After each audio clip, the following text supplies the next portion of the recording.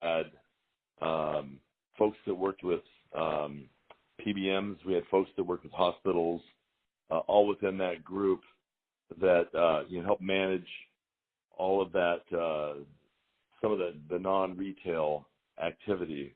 I'm trying to think of some of the titles that we had in there. There's quite a group actually that worked on reimbursements and all of that tedious activity that has to be done. So there was probably a dozen different folks that were all involved in, running all those pieces that were essential to the business operating properly, and they all reported up to the VP of Pharmacy. Okay. So I think we kind of touched on this a little bit, but I'd like to just circle back for a second.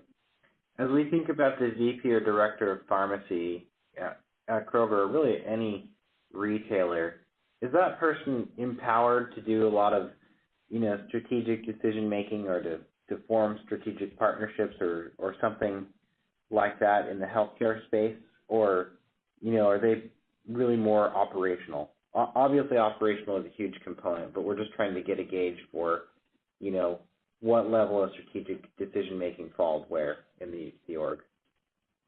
Yeah. They would still be looking for the opportunities and come in with,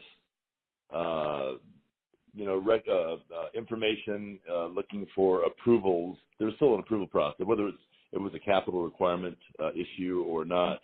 If it was some sort of strategic change, they would still come into and go through what they're looking at, and they were empowered to look for opportunities and make those types of decisions that may have been, a strategic change from where they were at.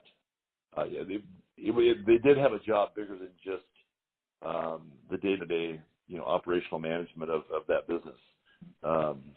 It's a multi-billion-dollar business they had, and but no, they would come in with recommendations on relationships with healthcare providers or a number of different things. All the things you can imagine that take place in the pharmacy space.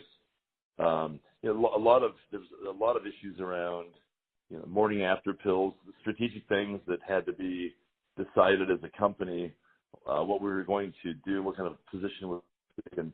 They would come in with the recommendations and say, this is the course of action we're taking. This is really just to inform the management team on what we are doing. We're here for your input, but this is the way we're going. And in most cases, we would just follow their lead. They're very professional. They're very well thought through decision makers, and just to be updated more than anything else. And there's so much with the Affordable Health Care Act and everything else that went on. There's obviously a lot of senior management involvement in not only employee health care, but the pharmacy business too, and the clinics, and what's going to be covered and what's the impacts, and things like back when Walmart lowered their generic drug prices on, I don't think it was 100 items to like $2. They came in with a recommendation on how should we react to that. Should we follow that price? Should we do something different? And those types of things. And we had discussion about it's like any organization, anything that's a big decision that may have an impact in some way, whether it's public opinion or a big hit to the financials. We would get partners and talk it through, but typically they would and we'd argue. There's not unlike any organization, but we usually followed their lead because they were truly the experts. Okay, so would you say that the pharmacy director, compared to maybe other VPs within that group VPs